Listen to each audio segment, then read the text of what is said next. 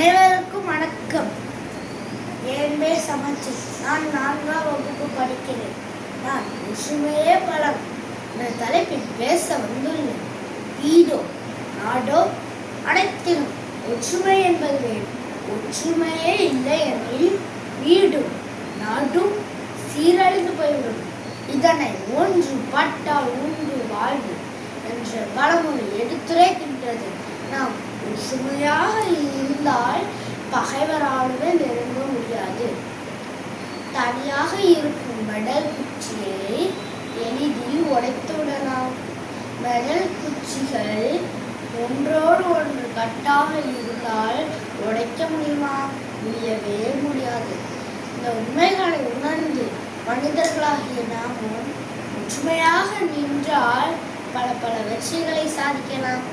நன்றி, வணக்கம்.